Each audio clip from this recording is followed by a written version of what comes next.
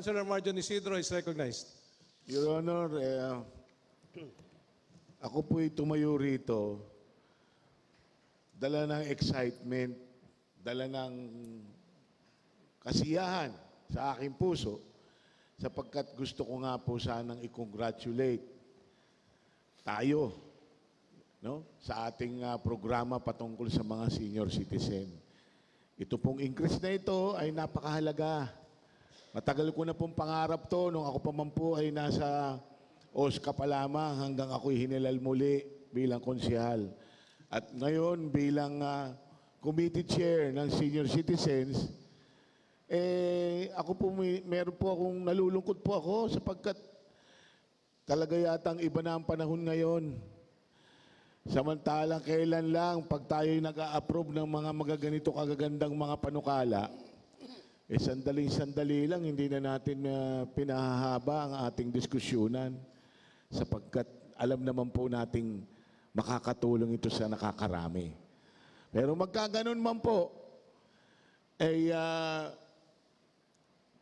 iiwan ko po itong salita na ito na hanggang ngayon ako'y natutuwa at 100% po ang aking pagsuporta sa ordinansang ito. At sana nga po, meron pa akong mga konting itatanong, yung po mga procedure kung paano ba, the same pa po ba yung pamimigay na atin ng ating mga senior citizens allowance. Marami pa po sana ako itatanong, ngunit napapaganda po yata yung kanilang palitan ng haka-haka at kuro-kuro kaya ako'y maya-maya na lamang po ulit magsasalita. Muli po, salamat, Your Honor. Yes, Councilor JTV Villanueva is recognized. Maraming pasalamat, Ginoong Tagapangulo. Sususugan ko lang po yung aking sinabi kanina. Hindi po sinagot ng ating chairman ng committee on appropriation ng direkta kung meron o wala. Pero habang nakikinig ako sa kanya, binabanggit niya na nakasuspend naman ng rules. And it carries also yung pagsuspende sa committee hearing. Mali po yun. Wala po tayo ditong mababasa sa libro o sa experience natin. 38 po tayong mga konsihal dito. At tingin ko'y maniniwala kayo sa akin na hindi porket nakasuspende ang rules natin dito, lahat nito'y sinasakop. Simple naman tanong, huwag natin sabihin pinagdidebatihan natin, dinidiscuss natin ngayon ito, usapin na ito at magandang usapin na ito. Sapat na yon. Kaya po tayo nagsasagawa ng committee hearing para po sa kaalaman ng lahat. Sapagkat nag-i-invite tayo dito ng mga resource persons na kung saan yung iba dito yung mga eksperto, nakakaalam sa mga tatalakayin doon. Maaring hindi natin alam yon. Maaring nandito tayo at nagkakaroon tayo ng sarili nating kuro-kuro at opinion. Pero sa isasagawang committee hearing, ang iniimbita natin dito yung mga stakeholders. Ano ang sasabihin ng hanay ng senior citizen? Natural, matutuwa, kagaya natin. Ano ang sasabihin ng umahawak ng pondo? Saan kukunin ito? May sapat ba? Ano ang mga dilema ang kakaharapin pagdating ng panahon? Yun po yung sinasabi natin. At sa pamamagitan po ng committee report na gagawin ng chairman ng Committee on Appropriation, doon natin malalaman kung naging makabuluhan yung isinagawang committee hearing. Gusto lang ho natin marinig, siguro naka-live naman tayo ngayon, para marinig ng mga at mapanood ng mga nakikinig at nanonood dito, meron ho bang nangyaring committee hearing o wala? O hindi lang ho naman yun. Siguro the chairman of the Committee on Appropriation can answer that kasi siya ang chairman ng committee na yun. Councilor Philip Lacon is recognized. Your Honor, ako sasagot, Your Honor. Sa akin pong pagkakaalam, Your Honor, wala. Hindi ko nga po ba alam kung bakit po ngayon ay masyado pong pinipilit or hinahanap. Ang ganda naman po ng ordinansang pinapasa. Ngayon po, pinipilit po na hanapan ng committee report kung ano-ano. Your Honor, sa totoo lamang po, Your Honor, naalala ko, Your Honor, alam niya po ito dahil nung siya po, Your Honor, ay chairperson ng Committee on Games. Minsan nga, Your Honor, yung mga tinatawag po na, yung mga nag-a-apply po ng mga poker, mga e-bingo, wala rin naman po, Your Honor, committee hearing yun eh. Nung siya po yung chairperson, tapos ngayon po, maghahanap siya ng committee hearing para dito sa mga senior citizen na increase. Sa akin lamang po, Your Honor, sa akin lang, ito po para po sa mga senior citizen. Ako po sinasabi ko po, kung bawal, nasa sa inyo po yun, kung bawal po. Pero sa akin lang po, Your Honor, kasi naalala ko, dati naman may pinapasa tayong mga, tungkol sa mga amusement and gaming, mga poker, mga pogo-pogo, letter of no objection. Nung siya naman po yung committee chairperson, wala rin naman po, Your Honor, committee hearing. Tapos ngayon, maghahanap tayo ng committee hearing. Sagutin din naman niya po, Your Honor. Councilor Lady Quintas is recognized. Ako po muna raw, sabi ni Attorney Lady. Councilor JTV Villanueva is recognized. Natatawa naman po ako sa tinura ng ating mas magaling na konsihal sa ika-6 na distrito. Oho. Alam po ninyo, tama yung kasabihan na kapag ikay nagtuturo, nakakalimutan mo, isang daliri yung itinuturo mo. At yung tatlo, nakaturo sa sarili mo. Ayaw ho nating magturuan dito. Sabi niya, huwag ilalayo ang usapin. Di tumutok tayo dito sa pinag-uusapan. Wala pong sumasagot Inamin niya, walang committee hearing. Siya nagpanukala. Ibig sabihin, hindi niya nakausap yung mga dapat kausapin dito. Iniyahain na. Pangalawa, mali po yung sinasabing pag maganda yung iniyahain, pinag-uusapan pang ganito. Bakit? Meron po ba tayong hiniyahain ditong pangit? Di ba lahat ng panukala nating resolusyon at ordinansa magaganda lahat? Base sa nagpapanukala nito, wala naman humaghahain dito ng pangit. Kung ganun ho ang ating paniniwala, pag magandang ipinapanukala, hindi na kailangan ng committee hearing. Pag magandang pinapanukala, huwag natin pahabayin ng usapin. Tanggalin na natin yung internal rules natin at mag-usap na lang tayo kapag meron tayong inihain. Pag maganda yan, aproba na natin lahat yan. Wag po ninyong bigyan ng kulay ito. Sinabi ko kanina na nagsisimula ko, hindi ako tumututol.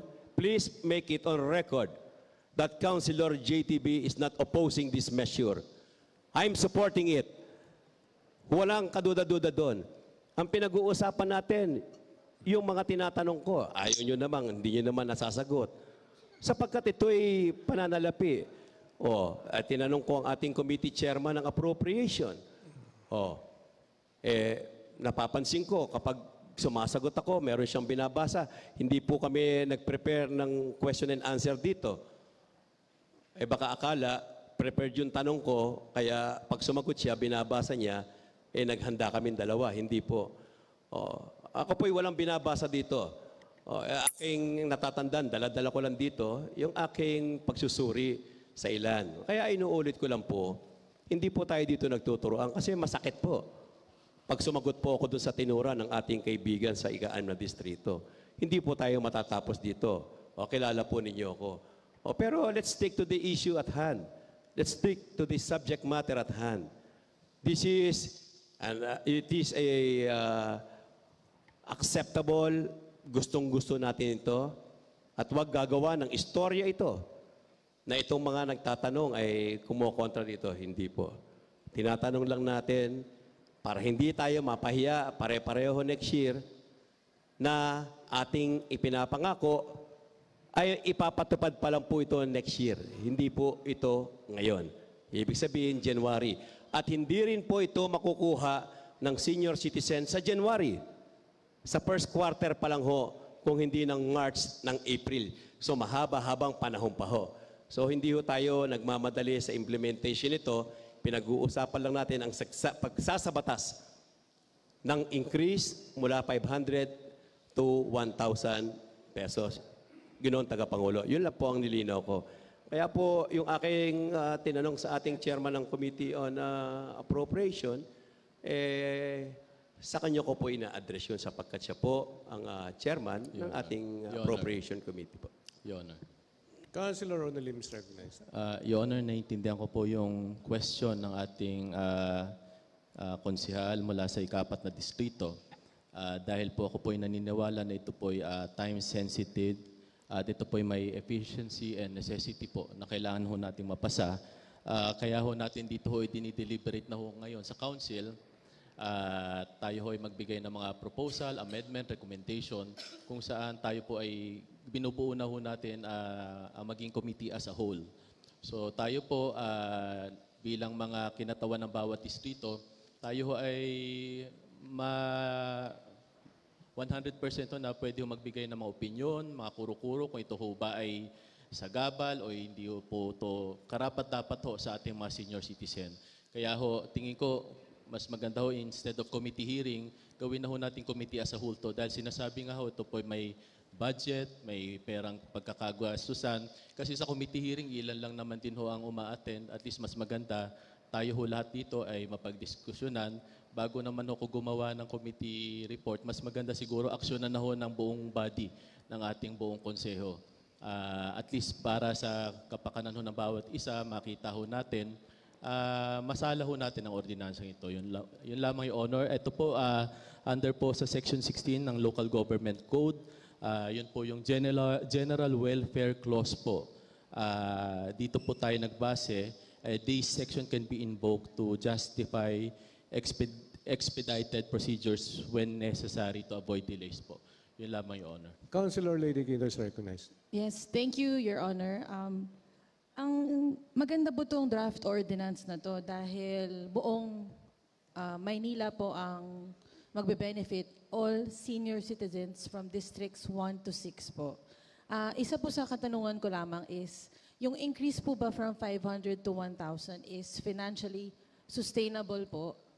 Since nabanggit din po ng mga kasamahan natin na wala pong nangyaring committee hearing, given na wala pong committee hearing, I would like to use this opportunity to ask if yung 1K po is financially sustainable po sa ating syudad po. Yung increase po natin. Anybody can answer, the principal authors, the chairman, Committee on Appropriations, with Councilor regard to Philip the Lacuna question. is recognized. Yes, Your Honor. It is financially, wala pong problema, Your Honor. Kayang-kaya. Yes. Yes. If the principal author would oblige po more or elaborate more po since wala pong nakalakip na committee hearing report na nagsasaad po ng, let's say, wisdom or feedback from, let's say, the city budget officer or the city treasurer that would back up that the 1K po is financially sustainable. Maganda po itong ordinansang to and maganda po kung matuloy po siya ng pangmatagalan po. Yun po yung tanong ko po. Your Honor. Councilor Lacuna is recognized. Your Honor, sorry. Since Your Honor is also one of the principal authors of the 2025 budget, Your Honor, isa po sa, kung napapansin niyo po yung atin pong pinasa po yung atin pong nakaraang budget, ay nakapaloob na po dito yung appropriations po dito sa pag-i-increase po na ito, Your Honor. So, hindi pa po yung para po tanungin po natin yung city treasurer dahil sa susunod na taon pa naman po ito. Ang atin pong tinanong po dito is yung atin pong city budget officer. At tayo po ay inassure, in fact, noong ito po ay napag-usapan sa Local Finance Council, this is a very sound program, Your Honor. Ibig sabihin, hindi naman po basta-basta lang in-announce po ng atin pong kagalang-galang na mayor. Nung siya po ay nakipagpulong at pinalakpakan ng lahat or ng karamihan ng mga senior citizen president, Your Honor. Ito po ay pinag-isipan mabuti ng Local Finance Council. Tiningnan po nila kung posible.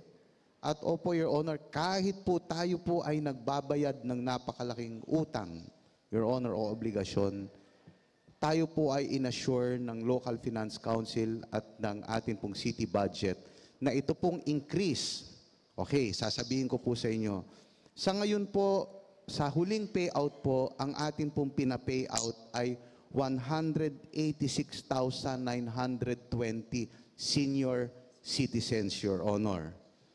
Sa buong Manila po, sa ngayon po, tayo po ay kinabibilangan na ng 191,045 senior citizens, in which, at aside from that, ay meron pa rin pong 8, yun po yung qualified. Ibig sabihin po, Your Honor, yun po yung sang-ayon po sa ordinansa na kailangan po ay botante, resident of Manila, at meron pa rin pong 18,048 senior citizens na non-qualified, Your Honor. Ibig sabihin, ito po yung hindi pa po nakapagparehistro sa city at kung ano-ano pa pong dahilan. Your Honor, ang appropriation po dito po sa increase ay binilang po to hindi po sa 191,000 senior citizen. Bagkos, Your Honor, alam naman natin taon-taon ay tumataas yung senior citizen. At sigurado po natin, since maganda na naman ang ating benefits, ito pong mga hindi pa po rehistrado ay tinitiyak po natin, sila po ay magpaparehistro. Ang binudget po dito ay for 209,000 senior citizen. Ang estimate po dito, ito po ay aabot ng 2.5 billion pesos a year. At tayo po ay inassure ng ating pong city budget sa ngalan po ng Local Finance Council that this is very doable and this is already nakapaloob po ito sa atin pong budget ngayong 2025, Your Honor. So, wag pong kakabahan ang atin po mga magigiting na konsyal. Dahil kahit noon pa man, kahit hanggang ngayon, kung meron man pong magandang katangian ang atin pong Mayora Hani Lacuna, ayun po ay hindi niya po kinakalimutan ang kanya pong obligasyon. Lahat binabayaran, lahat pinapasahod, lahat binibigyan ng increase as much as possible, on time at walang delay. Basta po patungkol sa allowance, sahod, hindi po tayo dyan papabayaan ng atin pong mahal na alkalde, Your Honor. Your Honor. Yes, Councilor. Thank you, Your Honor. The main logic po or rationale behind the question lang po is we the 12 City Council may always make sure na napagdebatihan po ng maigi through having a budget hearing, committee hearing, na kung saan yung mga tanong po na tinatanong namin dito ay naitanong sana kung nagkaroon ng committee hearing po before natin na isalang po itong ordinansa na tinatalakay natin. Na sa pagbigay po ng mga information and data and guarantee po na sinabi ni Consihal Philip Lacuna from our City Budget Officer na it is doable and very sound, I will deal, Your Honor. And maganda po to. Make sure lang po na in the long run, it will be financially sustainable po para sa lahat ng senior citizens natin dito sa Maynila. Maraming salamat po. Councilor Nalim. Your Honor, just for the information of my colleagues, the 12 City Council, yung increase po natin, tsak na tsak po makukover ho ng national tax allotment po natin. Your Honor, dahil next year po, we have an 18.7% increase sa national tax allotment po. Ito po ay na-apply ho sa lahat ng local government unit po. And each LGU share, of course, malaki na ho. Tingin ko more than 1B is para sa national tax allotment po. Tapos bukod po dun sa atin hong mga additional po mga savings po na magagamit po natin. Ito naman ho ay tingin ko sa 1B covered na po yung atin hong budget for our senior citizen. Yun lamang, Your Honor. Salamat. Councilor Pamela Pogosa Pascual is recognized. Maraming salamat po.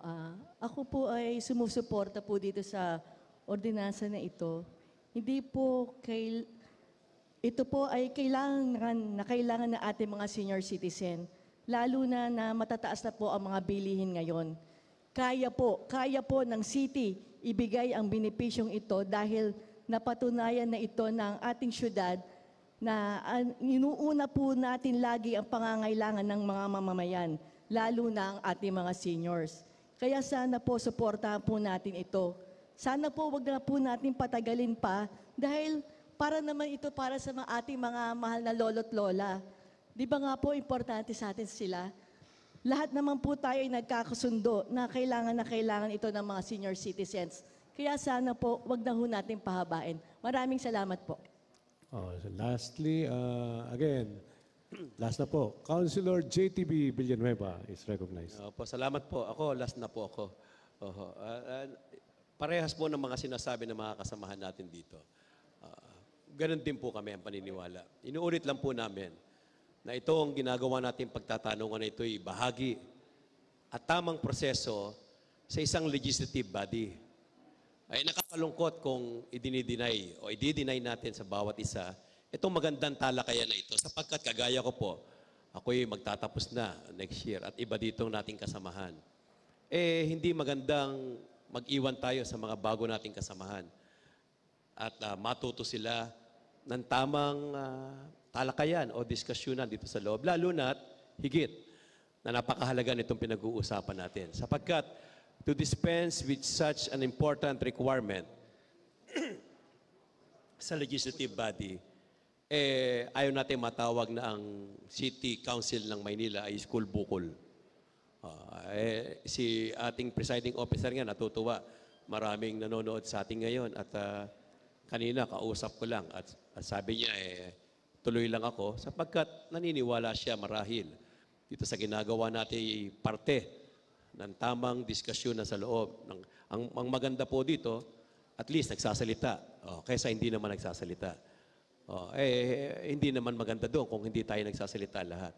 At yung aking sinasabing pagsasalita ay inuulit ko, lehitimong katanungan mula sa inyong lingkod at bilang pagkatapos, sinabi ko po kanina, nasisimulan ko, tatapusin ko ang aking pagsasalita.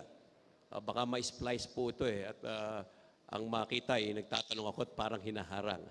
Para makasiguro ako at walang kawala. Ika nga, tatapusin ko po ito ng inyong lingkod ay boboto dito sa panukalang ito. Boboto ko sapagkat naniniwala akong mabigyan ng karampatang allowance ang mga senior citizens from 500 to 1,000. At ang ginawa kong pagtatanong lamang ay upang masiguro na dumaan ito sa tamang proseso at hindi tayo malalagay sa alanganin pagdating ng panahon sapagkat hindi natin ito masyadong pinag-aralan at dumaan sa mga ekspertong nakakaalam ng pananalapi ng ating lungsod. Maraming pasalamat. Councilor Ronaldin. Or Councilor Lubilosa is recognized. Thank you, Your Honor. At maraming salamat at magandang hapon po sa lahat. Napakaganda po ng tinatalakay natin ngayon na magbibigay ng sapat na pananalapi sa ating mga matatanda. Kulang pa nga po yan . Dapat mas mataas pa. Hindi nababayaran ang eksperyensya ng mga matatanda pag sila'y nag-istorya ng ambag sa bansa, sa syudad, sa bayan. Hindi mababayaran. Pero binibigyan ng syudad ng makakayanan ang eksperyensya ng ating matatanda. Kung kaya't nililinaw lang natin at wag nating tignan ito na tayo ay tumututol. Tayo po ay bumuboto sa ordinansang ito na napakaganda. For the record, Your Honor, nais pa nga natin na palawakin ito na dahil ngayon lamang sa panahon natin ngayon, nagkaroon lang tayo ng totoong oposisyon na nagpipiskalize sa atin para sa ikatatagal ng magagandang ordinansa katulad nito. At wag po natin itong tignan na ang pagtatanong ay pagtutol, hindi po inaayos natin para sa pagdating ng panahon ay tuloy-tuloy na benepisyo itong makukuha ng ating mga matatanda. Kaya sana po itong talakayan natin ngayong hapon ay magbigay din ng linaw na inaalagaan at sinusubaybayan natin ang magagandang ordinansa dito sa konsehong ito na magbibigay ng kaaralan din sa mga susunod na mga kabataan na magiging bahagi ng ating munisipyo. Yun lamang po, Ginoong Tagapangulo. Yes, one last word from our chairman of the Committee on Appropriations. Your Honor, to all my colleagues in the 12 City Council, I'm very much pretty sure that we are very stable. We have the enough funds to sustain this one. Dahil doon sa national tax allotment pa lang, Your Honor, noong 2024 po, 6.23% ang nabigay hong increase sa city. And this year po, sa 2025, katulad ho nabanggit ko kanina, may madadagdagan ho yung atin hong allocation ho sa national tax allotment. Dito pa lamang ho, pretty much sure na ito ho mabibigay ho natin sa atin hong mga senior citizen. Salamat po. Councilor DJ Magaching. I think, Your Honor, I think Caloy Castañeda was first than me, Your Honor. Your Honor. Your Honor. I think Honorable Castañeda was first than me, Your Honor. Councilor Caloy Castañeda is recognized. Yes, maraming salamat po, Your Honor. Your Honor, bilang pauna po, gusto ko pong ipahiwatig sa inyo na ang inyo pong lingkod ay wala pong pagtutol sa ordinansang nabanggit. Bagkos, binabati ko po ang pangunahing may akda, si Council Philip Lacuna, sa pagbibigay niya ng halaga sa mga senior citizen. Unang-una pong makikinabang ang inyo pong lingkod dahil ako po ay kabilang na sa senior citizen. Kaya lang sa kagandahan po ng ordinansang ito, napakahaba ng ating naging pag-uusap, pagdidebate. Samantalang yung ganitong mga ordinansa na napakaganda, ilang oras ang ating kinonsumo, ilang oras ang nasayang. Sa ano pong dahilan? Sa simpleng kadahilanan lamang po, hindi po natin sinusunod ang internal rules of procedure. Tayo po, lahat tayo ang gumawa ng internal rules of procedure. Pero tayo rin po ang hindi sumusunod. Kaya po humaba ang diskusyon na ito. Marami po tayo nilalagtawan na kautusan na tayo mismo ang gumawa. Kung hindi nga rin lamang masamang sabihin, mas mabuti pa yata, tanggalin na natin ang internal rules of procedure eh. Ang nangyayari, gagawa tayo ng kautusan, pero tayo mismo ang hindi sumusunod. Yun lamang po, Your Honor. Maraming salamat po. Yes, Councilor DJ Magaching. Thank you, Your Honor. I am one with my colleagues in supporting this measure. I think it's a monumental measure because many of our deserving Manileños and Manileñas will benefit from this, including many in this room, just like what the Honorable Castañeda said, like Lou Veloso, Bobby Lim, even many here, they were whispering here that marami silang dagdag na benepisyo sa kanila. My only question, Your Honor, is first of all, I'd like to ask, what prompted this measure on this time period that we have now, like this October period? What prompted this sudden manna from heaven, so to speak, Your Honor, for the seniors? Principal Author, Councilor Philip Lacuna. Your Honor, alam niyo po, Your Honor, nung tayo po ay napapabilang pa sa isang mayorya at nung ang ating po mga kasamahan sa 12 City Council ay nakakasama pa po sa ating pong pagbaba sa programang Kalinga. Alam naman po natin na isa po sa pinakakaraingan ng ating pong mga senior citizen at kahilingan ay na ma-increase na po ang kanila pa pong senior citizen allowance. So ngayon po, dahil na rin po sa kanila pong clamor or sa kanila na rin pong kahilingan, ito po tayo ngayon tumatayo at binibigay lang po natin ang kanila pong kahilingan na ma-increasean. Nothing more, nothing less. We are doing it now dahil ngayon po may pagkakataon po tayo dahil we are coming from a fresh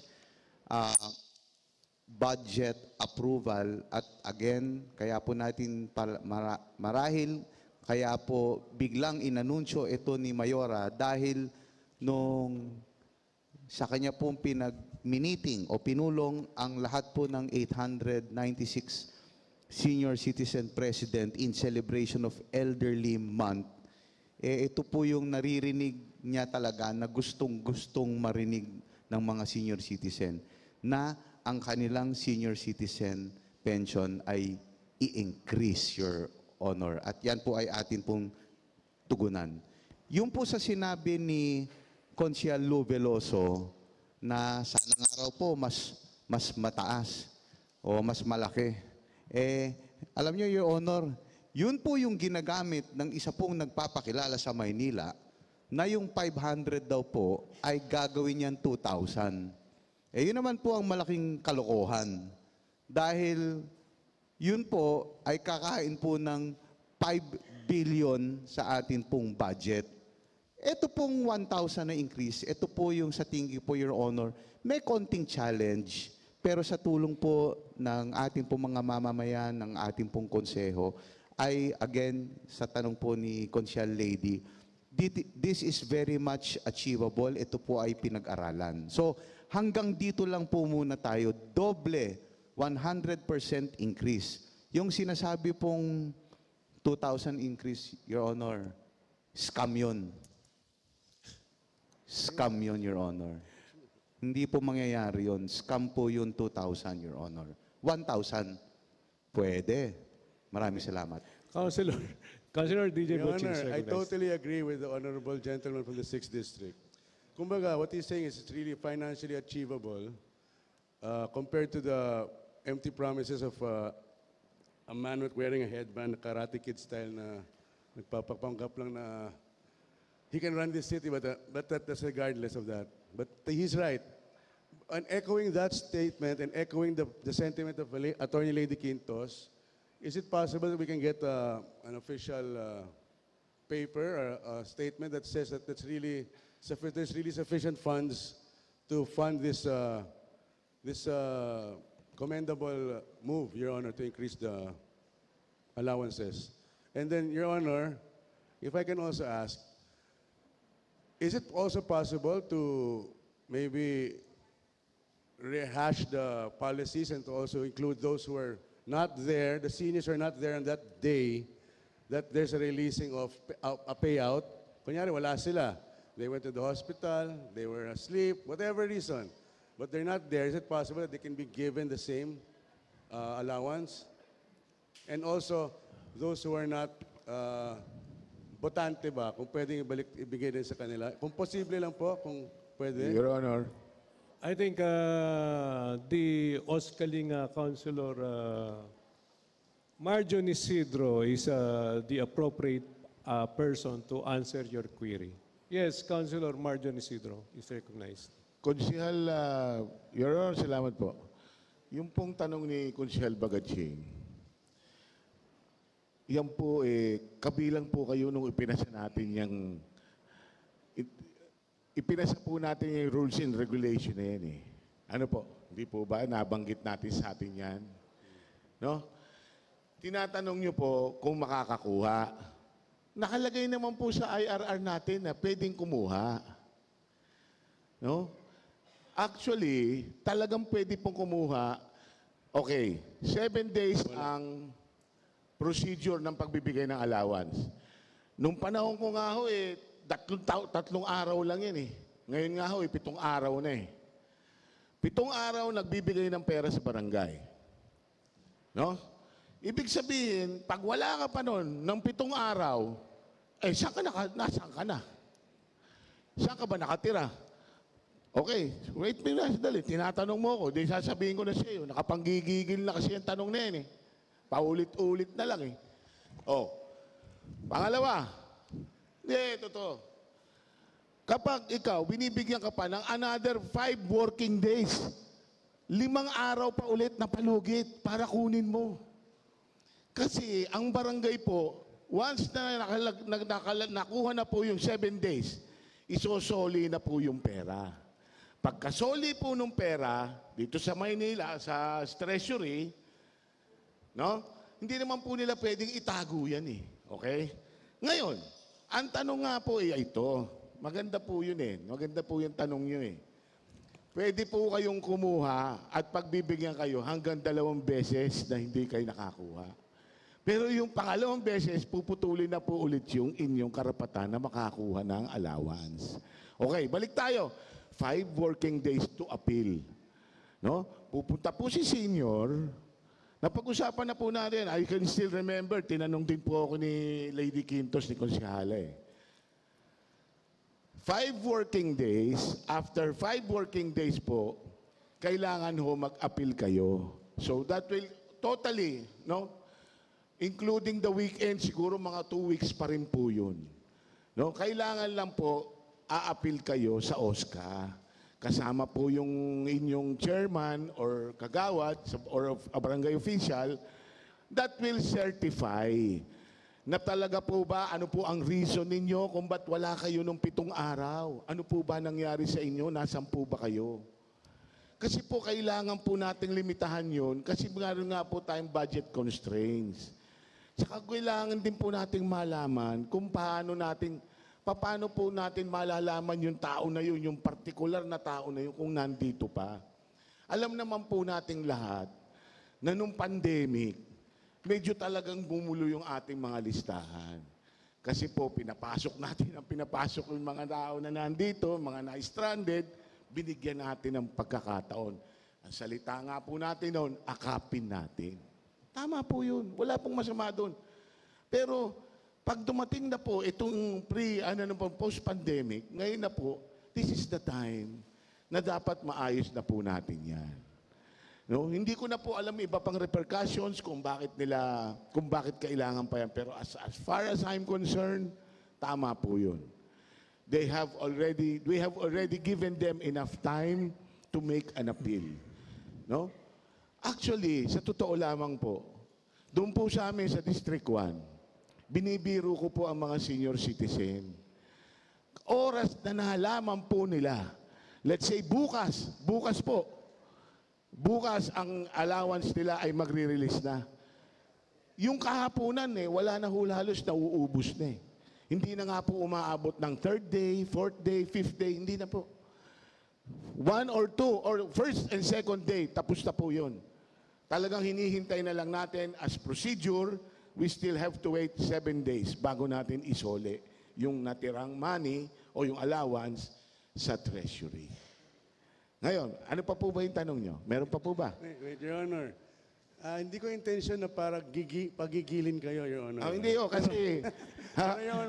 kasi... alam niyo naman na kung bakit kayo naman, paikot-ikot pa tayo Your Honor, because nga, if that's the case, they're given 7 days to claim their, then I don't think that's happening on the ground. Okay, if that's the case, that's the policy, then there's no need to change the policy, but there's a need to check the implementation on the ground because madaming seniors nga nagko-complain na porque wala sila nung araw na yon, hindi na nakukuha. But if that's the policy, they have 7 days, then it's just implemented Meron po. Kaya lang, we have to set guidelines, no? Yung po kasing IRR, ang intention po niyan is also to have a watchdog and to discipline, no?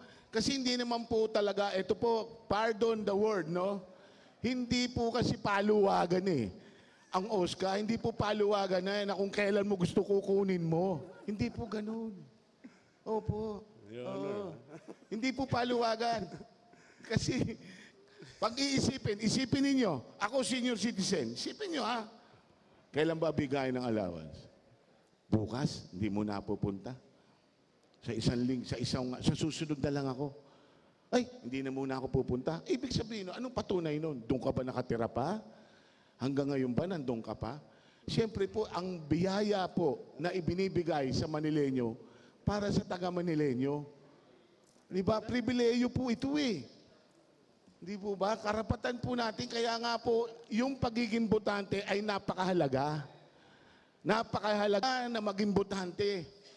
Ganun pa man, pag pinag-usapan nyo yung botante, ayan po, si Konsihal Par, siya po ang nagpasa ng ating exemptions to the ordinance. Yan po, alam po ni Konsihal Par yan. Nagturoan pa kami niyan. Ano yun, Konsihal Par? 85 years old and above, pwede nang hindi maging botante. Bedridden, pwede nang hindi maging botante. At yung pinakabago, yung pong dinagdag natin, kasama po si Konsihal Par. Ano yung dinagdag? Physically and mentally incapacitated. Yun po. Malinaw na malinaw. Kaya nga po, safeguards po ito. Wala po akong ginalaw dito, wala po akong dinagdag. Ang ginawa ko lamang po ay inayos ko. Salamat po. Yes, one last word from Councilor Bagaching. If he said that that's the policy, then hopefully that it's going to be implemented nga. Kasi on the ground nga, may mga senior citizens, they don't get, on that day they're not there, hindi nila nakukuha. Now, if the Honorable Marjon said that ganon, then we should inform on the ground, the dispersing people na they have 7 days. Yun Yes. lang. There's nothing wrong with what he said. Kung ganon, if the senior citizen will be given the chance to have 7 days to get that payout, that's fine. That's good. Well and good. That's Yes. that's fine with me. That's fine with me. Yun lang po, Your Honor. Yun lang po. Councilor is Yun lang recognized. po. With that, Your Honor, I yield. Thank you. Yes, Councilor Joey is recognized. Thank you, Mr. President. May katanungan lang ako doon sa ating kasamang konsyal mula ika-unang distrito ng Maynila. Siyempre, ako naman po, unang-una, mahal na mahal ko senior citizen. Sangayon ako dito sa ordinansang to. Total, tayo naman darating din tayo, magiging senior citizen. Kung yung binibigay natin sa linggo, minsan may additional pang 5 days, paano po kung nasa ospital yung senior citizen? Your Honor, Yes, Councilor. can I answer? Yes. Okay. Ganito po yan, mahal kong dugong aribang konsihal from the 6th District. Ganito po yan. Halimbawa po, during the allowance distribution, 7 days, no? Lumapit yung kamag-anak. No? Ang sabi ng kamag-anak, Sir, paano po kaya ito? Nasa ospital po si tatay. Okay? Nangyari na po ito nung panahon pa ng COVID, ganun din Pinagbigyan po natin yon. As long as nasa vicinity po ng Maynila. Intindihan nyo?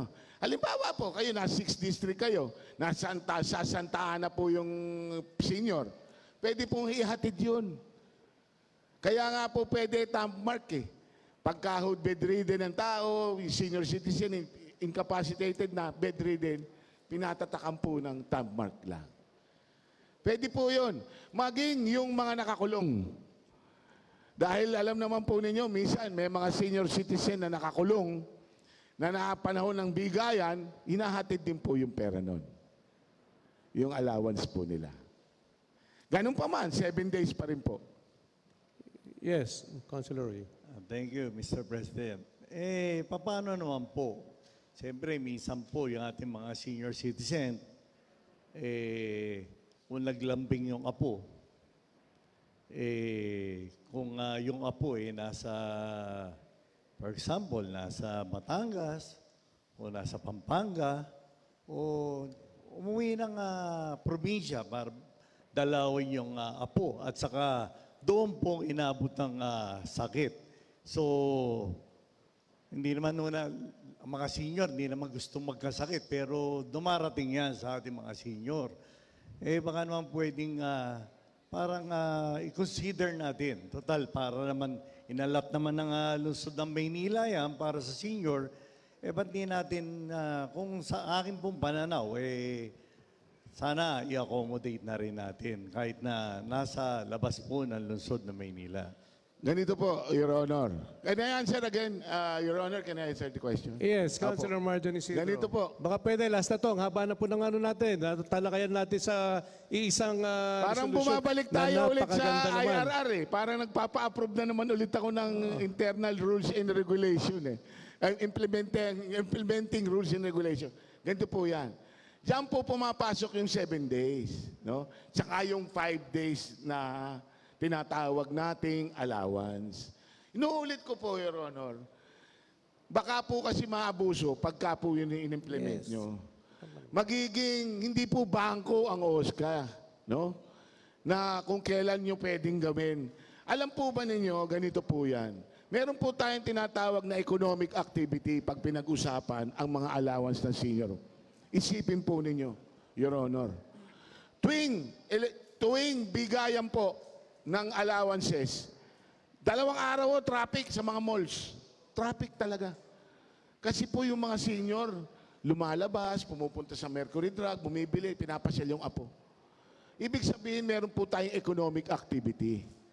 Kapag po yung economic activity ay para sa Maynila, mas maganda po yan para sa Maynila. Ngayon, yung sinasabi po ninyo, doon po papasok yung 7 days, tsaka 5 days na tinatawag nating appeal. Pwede pa naman po yan. Kaya lang, pag lumagpas na po yun, wala na po akong, iba na po yun. You have to try again next year, at the next payout.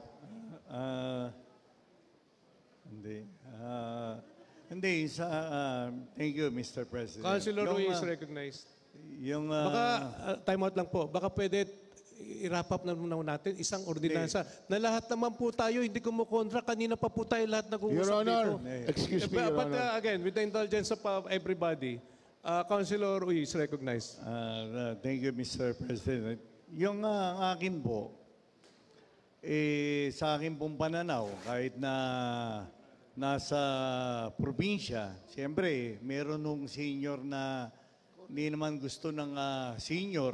Minsan, inaabot po ng matagal sa probinsya. Yung akin lang naman, kung kailangan natin i-accommodate, minsan, may inaabot po na mahigit 1 buwan. Sa akin lang naman po, kung kailangan natin baguhin, ako gusto ko itong ordinansang ito. Pero sa akin lang yung bigyan po natin ng accommodation. Hindi naman natin sinasabing mangyayari ito parati, pero posible pong mangyari. Yun lang naman po. Pero ako, hindi po ako tutol dito. Sang-ayon pa ako dito. Ang gusto ko lang po, i-accommodate pa natin ng... Siyempre, wala naman po may gusto magkasakit Pero meron po minsan, inaabot ng ilang buwan sa ospital, baka naman kung may medical certificate, accommodate natin. Hindi naman kailangan na nasa within the city of Manila. Basta siguro meron lang certificate from the doctor or from the hospital na nakakonfine yung senior citizen. Accommodate na lang natin. Total, hindi naman kalaki ang pera. At saka, binudget na rin po natin. Total, tutulong na rin lang tayo. Lubos-lubusin natin. Maraming salamat po.